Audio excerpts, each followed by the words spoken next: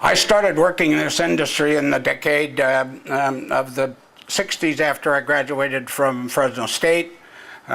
Joined the Buckner Sprinkler Company here in Fresno, and then traveled the world looking for opportunities to sell automation and irrigation and ag sprinklers, wheel moves, and so on. America and the state of its agricultural water. Back in 1952, the first center pivot was invented. Zybeck's idea changed a 6,000-year-old habit of flood irrigation. The most significant and mechanical innovation since the replacement of draft animals by the tractor. Now you think about that. In the 20th century, what has happened is 300,000 of these machines are now working in America and another 100,000 overseas. And that California, if you can find them, they're scarcer than teeth in a chicken, needles in a haystack. What really got my attention was in 2005, the Rainmakers, a photographic story of the center pivot industry, was printed by the Groundwater Foundation in Nebraska. And I said, wow, here's a chance to develop a program or a idea or to go along with my passion for water conservation. As I said, America has 300,000 center pivot and linear systems working successfully 24/7. They're almost bulletproof. They last for 20 or 30 years like windmills. They are unreal. In America, farmers apply 92 million acre feet a year, irrigating 60 million acres. Center pivots and linears account for 50%, 30 million. Gravity is 22.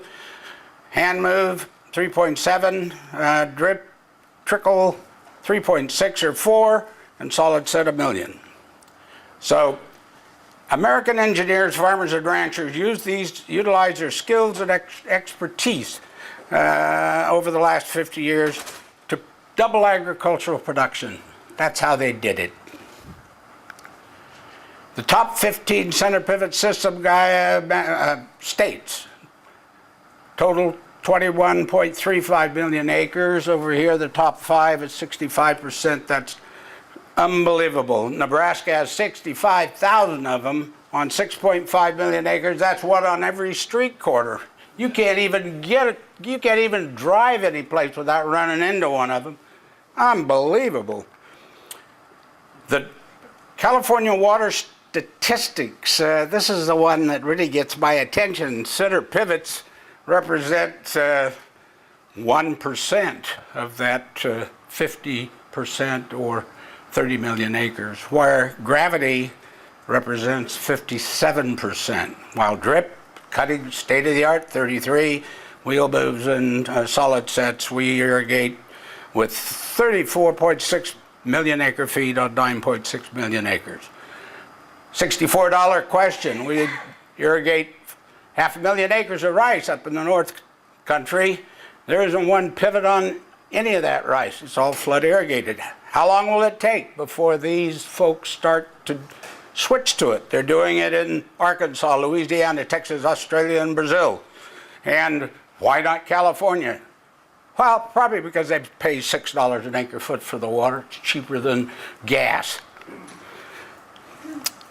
You already talked about the creation of the Overhead Irrigation Alliance on the 1st of October 2010. Here we are today, 16 months later, with an outstanding crowd, with an outstanding group, and I see this expanding by leaps and bounds over the next few years. My projections for California's 57%, that's 5 million acres, currently under gravity irrigation, is as follows. That 5 million, 46% will be center pivots and linears. Gravity will go from 57% to 18%. Drip and surface will increase by 17%.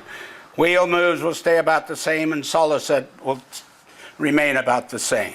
As Cassie provides the research in the advantages of mechanized irrigation and conservation tillage, farmers will begin to produce crops with greater efficiency, less labor, energy, and water, while improving the environment and their economic viability of farming in California.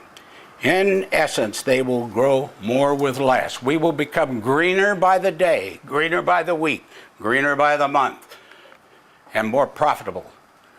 When? It's starting right now. It's starting right now, baby. And if it doesn't, then there's going to be hell to pay. You know? There is. And that's my challenge to everybody in the state of California, every 40 million of us. Let's start conserving our water. Let's start creating new water by using these proven technologies that have been used around the world for years. This is not rocket science, people. This is standard, day-to-day stuff.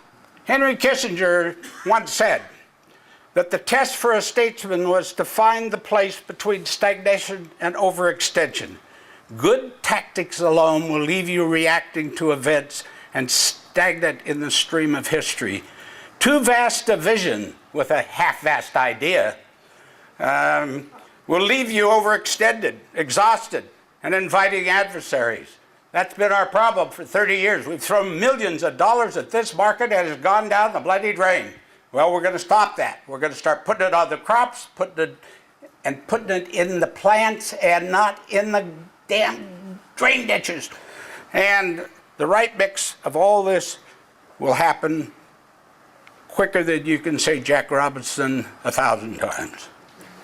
My personal mission and goal is to motivate, like everybody else, educate and demonstrate by providing farmers and everyone else on the planet with the very best training, with a hands-on state-of-the-art programs, with proven equipment technologies, management practices that consistently exceed expectations while creating challenging and rewarding quality of life for all farmers.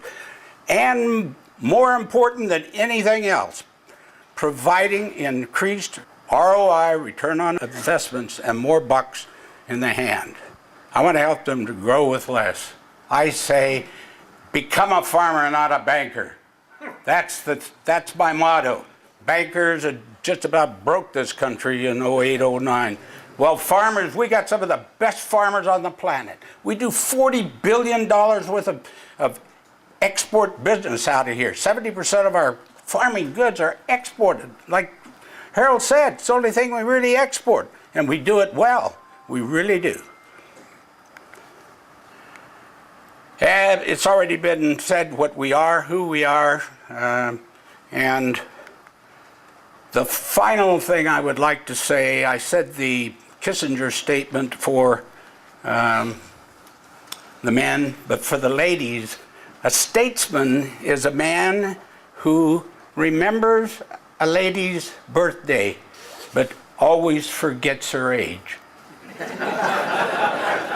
Thank you very much. Look forward to seeing you.